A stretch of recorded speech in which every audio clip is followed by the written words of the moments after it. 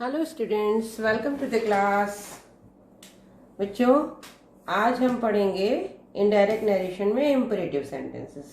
इससे पहले हम पिछले वीडियोस में असर्टिव और इंट्रोगेटिव सेंटेंसेस पढ़ चुके हैं। असर्टिव सेंटेंस आप जानते हैं, इंट्रोगेटिव जानते हैं। अब बारी है इम्परेटिव सेंटेंसेस की। इनकी डायरेक्ट से इनडायरेक्ट में चेंज करते समय इनके अलग अलग रूल्स हैं। असर्टिव आपने पढ़े ही हैं साधारण वाक्य में। इंट्रोगेटिव जो क्वेश्चन मार्क्स के साथ में प्रश्न पूछे जाते हैं, उन सेंटेंसेस को आप कर चुके हैं। इम्परेटिव सेंटेंसेस कौन से होते हैं? जिसमें आप कोई सजेशन देते हैं, यानी सजेशन मीन्स सलाह, कोई ऑर्डर देते हैं, कोई रिक्वेस्ट करते हैं, कोई काम के लिए मना करने के लिए या कुछ करने के लिए, जो भी सजेशन, ऑर्डर एंड रिक्वेस्ट, ये सेंटेंसेस जो होते हैं ये इम्परेटिव सेंटेंसेस कहलाते हैं। इनको हम पहचानेंगे कैसे कि ये इम्परेटिव सेंटेंस है।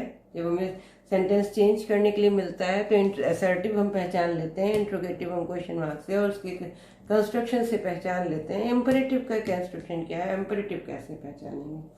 तो हम सेंटेंस कुछ लिखते हैं, देखिए। जैसे फर्स्ट सेंटेंस है, डोंट वेस्ट योर टाइम। अपना समय वेस्ट मत करो, बर्बाद मत करो। ये एक सलाह है ना, एक सजेशन है, तो ये एक इम्परेटिव सेंटेंस है। ये सजेशन है, सलाह है। या हम कहें ब्रिंग मी अ पेन। अगर हम यहाँ प्लीज लगा लें या काइंडली ब्रिंग मी ए पेन, ये एक रिक्वेस्ट हो सकती है। या ये हम किससे कह रहे हैं उस पर डिपेंड करता है। ये ऑर्डर भी हो सकता है, ये रिक्वेस्ट भी हो सकती है। या जैसे kindly give me your book, कृपया मुझे अपनी किताब दो। ये तो हमारी रिक्वेस्ट ही है।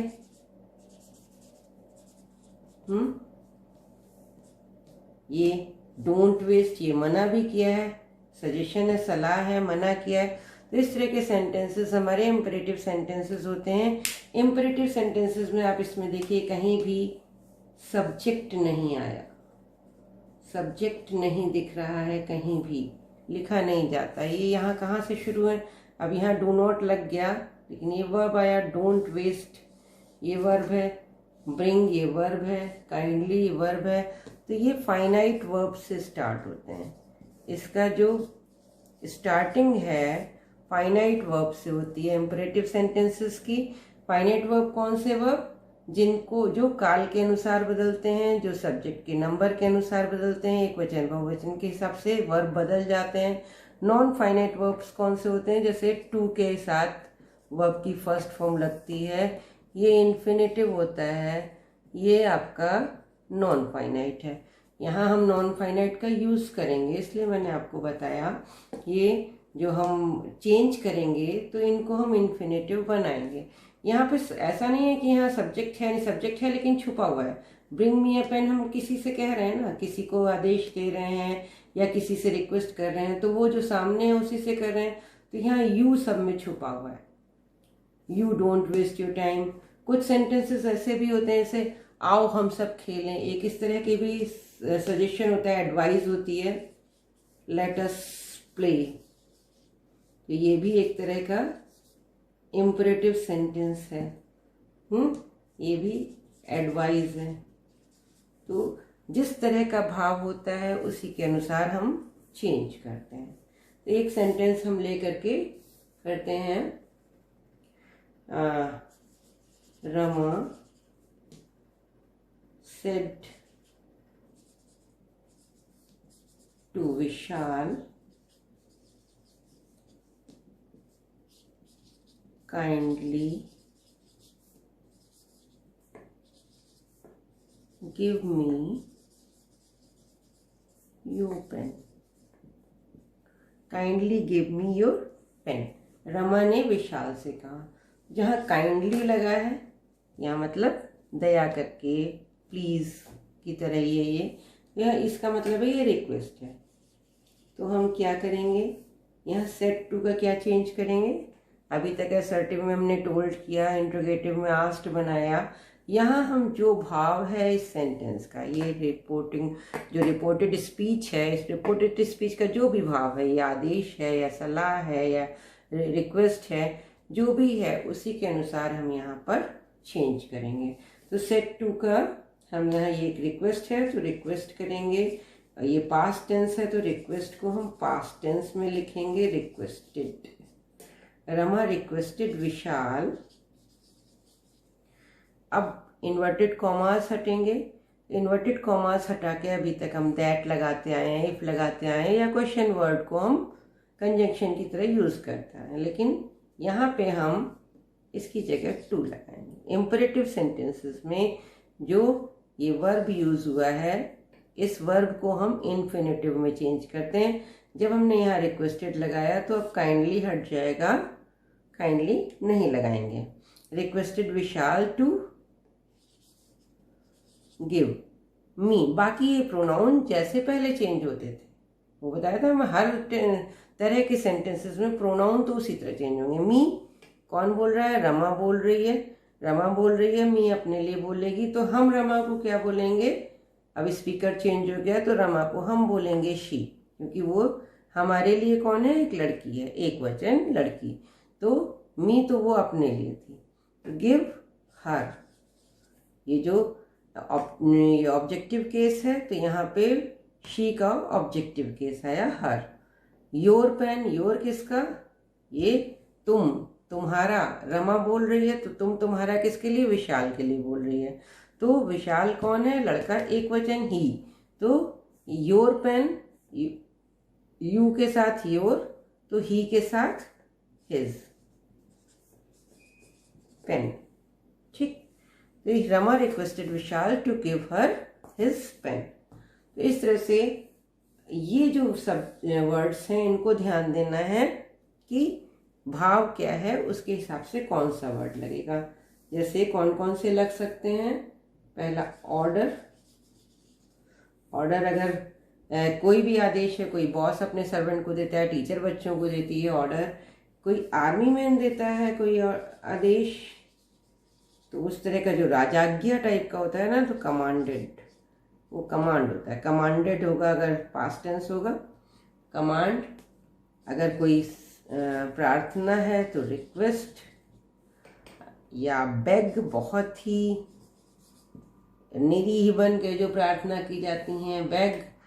इम्प्लोर, आपने ये वर्ड पढ़ा है गर्ल विद द बास्केट में, इम्प्लोरिंगली, तो इम्प्लोर्ड पास्ट टेंस में इम्प्लोर्ड है। सलाह है तो एडवाइज्ड, पास्ट टेंस में एडवाइस, वैसे एडवाइस। या सजेस्टेड, सजेस्ट, सजेस्टेड। इसके अलावा अर्ज्ड आ सकता है।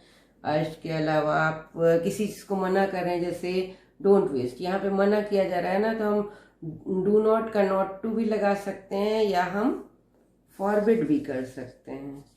फॉरबिड प्रेजेंट टेंस में है, इसी का पास्ट टेंस बनेगा तो फॉरबिड बनेगा। या डिनाई करना, डिनाई का पास्ट टेंस डिनाइड। इनको भी यूज किया जा सकता है। इनको कैसे कैसे यूज करना है ये हम एक्सरसाइज करके अभी देखते हैं, ठीक। एक्सरसाइज स्टार्ट करते हैं। फर्स्ट सेंटेंस हमारा है, I said to him look for a better job. तो ये एक सलाह है कि एक अच्छे जॉब की तलाश कीजिए। आई, सलाह यानी एडवाइज, आई एडवाइज्ड हिम, इन्वर्टेड कॉमास हटाएंगे, टू लगेगा, और वर्ब की फर्स्ट फॉर्म है वो की वही रहेगी, हम इन्फिनेटिव बना रहे हैं इसका, to look for a better job. The teacher said to the boys sit down and do your work. Teacher order लगेगा, टीचर और स्टूडेंट्स में जब बात हो रही हो, टीचर कुछ कह रही हैं तो यहाँ ऑर्डर आ जाएगा। The teacher ordered the students ordered the boys, sorry, students में boys, inverted commas हटाएंगे to sit down and do, यहाँ तो do लग गया, आगे का सेंटेंस वैसे आ जाएगा जो भी सेंटेंस है, and do their, ये योर जो है बॉयज़ के लिए आया है, बॉयज़ के लिए हम देयर यूज़ करेंगे क्योंकि ये बहुवचन में है, their work. He said to his master forgive me sir. Forgive me मैंने मुझे माफ़ कर दीजिए सर, तो माफ़ कर दीजिए अपने मास्टर से, मालिक से कह रहा है, तो यहाँ बेग्ड यूज़ कर सकते हैं, रिक्वेस्टेड भी यूज़ कर सकते हैं, रिक्वेस्टेड या begged his master to forgive। अब मी कौन है, ये कहने वाला ही, यानी मी की जगह हिम हो जाएगा। अब सर नहीं लगेगा, यहाँ पे रिक्वेस्टेड लग गया, सर है, ये प्लीज़ है, काइंडली है, जेंटलमैन है, इस तरह के वर्ड्स हटा दिए जाते हैं। The patient said, no sorry said नहीं, पेशेंट डॉक्टर से कह रहा है, प्लीज़ भी लगा हुआ है, तो यहाँ रिक्वेस्टेड आएगा, रिक्वेस्टेड। अब डॉक्टर के बाद ये देखिए कॉमा है, तो डॉक्टर यहाँ सब्जेक्ट नहीं है, डॉक्टर को पुकारा जा रहा है, पेशेंट डॉक्टर को पुकार रहा है, तो ये वोकेटिव केस है।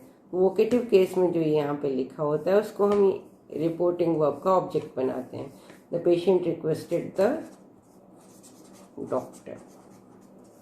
अब वर्ब यहाँ है, सेंटेंस यहाँ से स्टार्ट है, टू एंड, माई किसका, पेशेंट का, तो हर भी आ सकता है, हिज भी आ सकता है, हर पेन। अमर, ट्राई अगेन सेड प्रकाश। प्रकाश ने कहा अमर, दोबारा करो, दोबारा कोशिश करो। तो प्रकाश ने कहा, अमर के बाद कॉमा है, जब यहाँ किसी नाम के बाद कॉमा लगाओ, कोई नाउन है कॉमा लगाओ, तो समझ लीजिए ये वोकेटिव केस है और ये इसका ऑब्जेक्ट बनेगा। प्रकाश, या तो ये एंड में आता है या स्टार्टिंग में। प्रकाश, अब ये ट्राई अगेन एडवाइस है, एडवाइज्ड अमर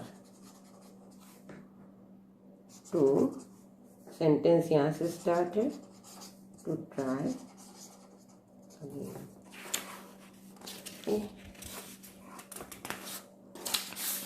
इसके बाद की exercise, the saint said to the pupils. अब सेड टू किस में चेंज होगा, द सेंट ऑर्डर्ड, प्यूपल्स शिष्य होते हैं, ऑर्डर्ड द प्यूपल्स, यह हटेगा टू,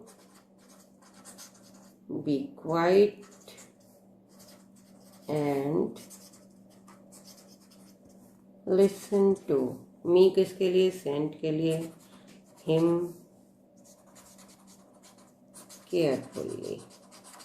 मी ये सेंट ही है, ही का मी की जगह ऑब्जेक्टिव के सेम आया। The master said to the servant, the master order करेंगे सर्वेंट को, order the servant. Not to है, डोंट है, तो डोंट की जगह हम नॉट टू यूज़ करेंगे। जब वैसे टू यूज़ करते हैं, जब डू नॉट लगा होता है, डू नॉट की जगह नॉट टू यूज़ होगा। Not to talk, now then में कन्वर्ट हो जाएगा, and keep quite.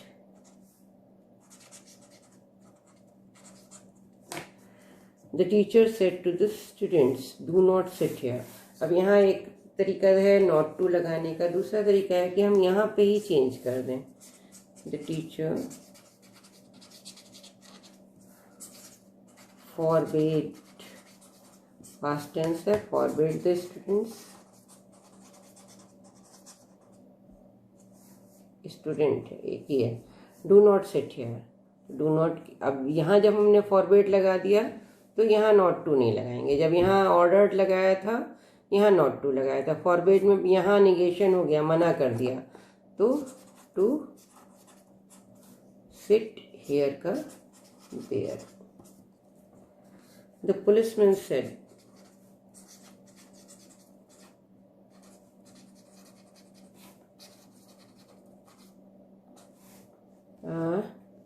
Said do not है, फॉरबिड लगाएंगे, to park your scooter, your यहाँ पे किसी का भी स्कूटर हो सकता है, माय हो सकता है, हर हो सकता है, हिज हो सकता है, कुछ भी, स्कूटर, हियर को देयर में कन्वर्ट करेंगे। ओके, ये सेंटेंसेस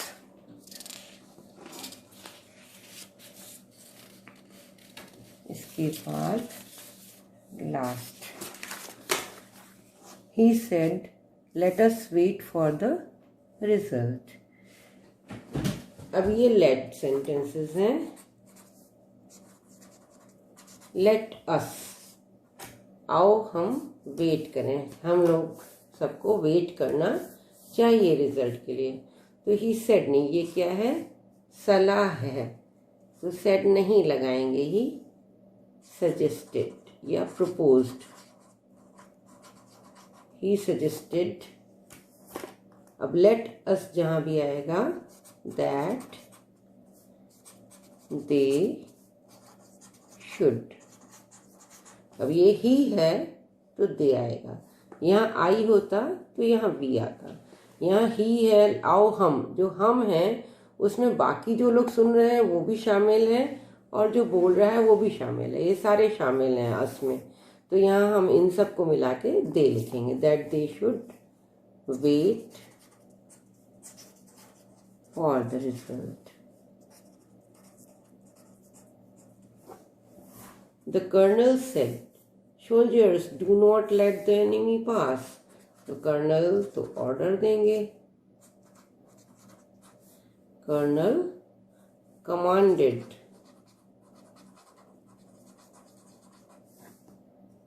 अब ये सोल्जर्स के बाद में कॉमा लगा है और सेंटेंस यहाँ से स्टार्ट हुआ है, ये वोकेटिव केस है, यहाँ पे सोल्जर्स इसका ऑब्जेक्ट बन जाएगा। The colonel commanded the soldiers not to, do not है, जब यहाँ हमने commanded लगाया है, forbade नहीं लगाया है, तो यहाँ not to लगाएंगे, not to let the, अब यहाँ let के बाद us नहीं है, यहाँ let के बाद us था तो that they should हुआ, यहाँ let के बाद दूसरा noun है, थर्ड पर्सन है, तो यहाँ let ही रहेगा, to लग जाएगा, to let the enemy pass। The doctor said to nurse, यहाँ द लगाइए, the doctor let the patient sleep undisturbed, तो यहाँ भी let है, patient को let the patient, third person, patient को सोने दो, जब यहाँ let के साथ थर्ड पर्सन आ रहा है तो हम द डॉक्टर सजेस्टेड या प्रपोज्ड कर सकते हैं, द डॉक्टर प्रपोज्ड, नो इसमें प्रपोज्ड नहीं, प्रपोज्ड तभी रखेंगे जब लेट अस है, let the patient sleep undisturb, यहाँ पेशेंट डॉक्टर जो है नर्स को एडवाइस कर रहे हैं, ऑर्डर कर रहे हैं, या एडवाइस भी हो सकता है और ऑर्डर भी हो सकता है, order the nurse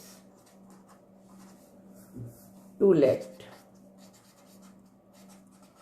the patient sleep, patient को सोने दो बिना डिस्टर्ब किए हुए। I said let us leave the car at the station. I said let us। अब इसमें I भी शामिल है और सब भी शामिल हैं, तो हम यहाँ पे दे नहीं कहेंगे क्योंकि हम खुद भी शामिल हैं, तो हम we कहेंगे। I proposed that we should leave the car at the station. Let us discard the horse, said King Philips। अब यहाँ पे दो डायलॉग्स हैं, एक सजेशन है और दूसरा उसका जवाब भी है। Let us discard the horse, said King Philips। Let us not, said Alexander the Great। Let us discard the horse। King Philip ने क्या कहा, सजेशन दिया कि हमें इस हॉर्स को डिस्कार्ड कर देना चाहिए। इसको दो तरह से बना सकते हैं। King Philips suggested that they should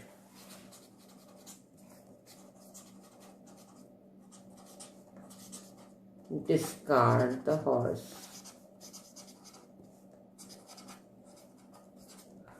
या कर सकते हैं King Philips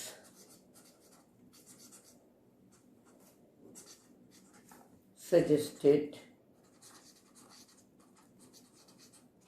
discarding the horse।